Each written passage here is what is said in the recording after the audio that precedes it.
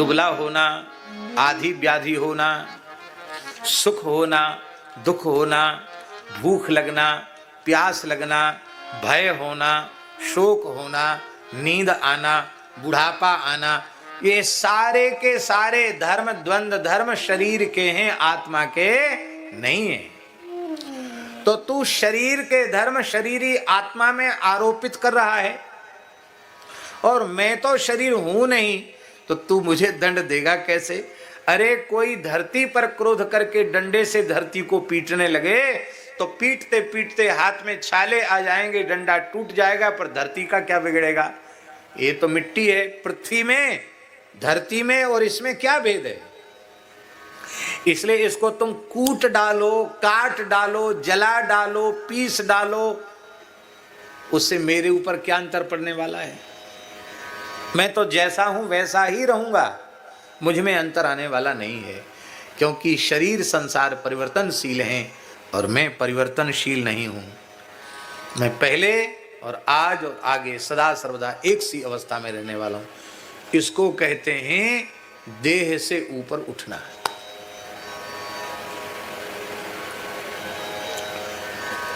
ऋषभदेव जी जंगल में पड़े थे, बहुत ध्यान से सुने। ऋषभदेव भगवान जंगल में पड़े थे और जंगल में आग लगी। वो उठ के कहीं गए नहीं कि आग से हम बच जाएं। क्यों? उनको देहाध्यास था नहीं।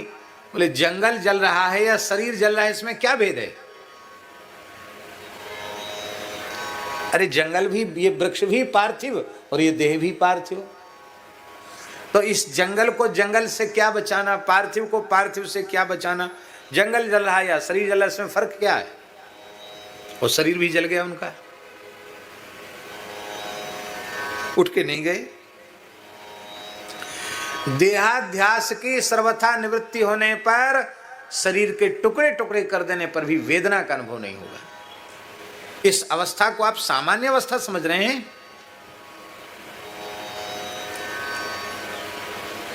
इसलिए देहवादी कौन कौन है? देहवादी से चिढ़ मत जाना। हम अपने को देहवादी मानते हैं। हमारा देहाध्यास अभी मिटा नहीं, कम भी नहीं हुआ।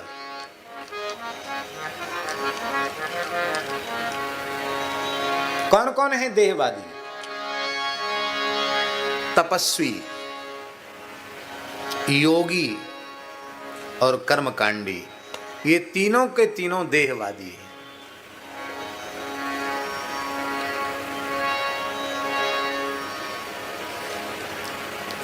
क्यों स्वामी जी?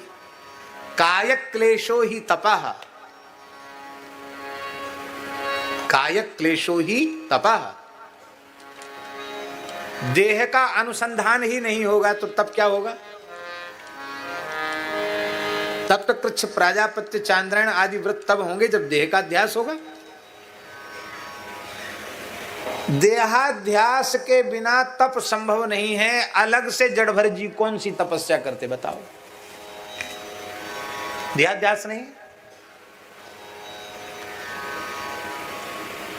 योग भी चाहे हठ योग हो या राजयोग हो या अष्टांग योग हो, नाद योग हो, लय योग हो, सुरति शब्द योग हो, योग मात्र, वो भी देहाध्यास के बिना संभव नहीं है। देहाध्यास होगा तो योग होगा। अब नेति धोती कुंजल शंख प्रछाल ये सब क्रियाएं शरीर की तो होती हैं। इसका अनुसंधान ही ना हो तो उसको इसकी करने की जरूरत क्या है? कर्म कांड भी जब तक देहाध्यास है तब तक है। इसलिए चाहे जितने ऊंचे महात्मा बन जाओ, जब तक देहाध्यास है तब तक साधु साई आचार विचार का पालन जरूर करना चाहिए। क्या खाना है, क्या नहीं खाना है, क्या देखना है, क्या नहीं देखना है, क्या करना है, क्या नहीं करना, इसका विवेक जरूर रखना चाहिए। कोरे ब्रह्म ज्ञान की बातों से काम बनने वाला नहीं है। तो क्या तपस्वियों को भगवान नहीं मिलते? क्या योगियों को भगवान नहीं मिलते? क्या कर्मकांडियों को भगवान नहीं मिलते? बोले मिलते हैं। तपस्वियों को भी भगवान का दर्शन हुआ, योगियों को भी भगवान का दर्शन हुआ, कर्मकांडियों को भी भगवान का दर्शन हुआ। पर सुखदेव जी कहते भगवान मिल तो जाते हैं उनको, पर उतने सुलभ नहीं है। उतने सुलभ का मतलब क्या है? अरे बोले जितने सुलभ यशोदा जी को हैं उतने सुलभ भगवान न तपस्वियों को हैं, न योगियों के लिए हैं, न कर्मकांडियों के लिए हैं। किसी तपस्वी योगी कर्मकांडी ने परब्रह्म को ऊखल से बांध दिया हो, रस्सी से बांध दिया हो, कोई इतिहास में तुम्हें कहीं कहने सुनने को मिला हो तो तुम बताओ, कोई उदाहरण है? विनय पत्रिका में गोस्वामी जी कह रहे हैं, जेहि बांधे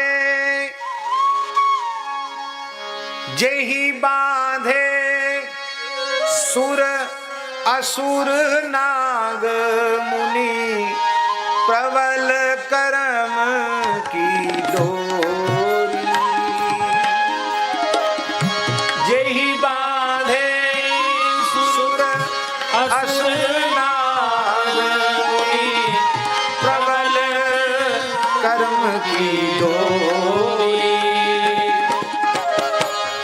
सोई अविच्छिन्न ब्रह्म जसुमति कर, सोई अविच्छिन्न ब्रह्म जसुमति कर, बांध्यो सकत न छोरी।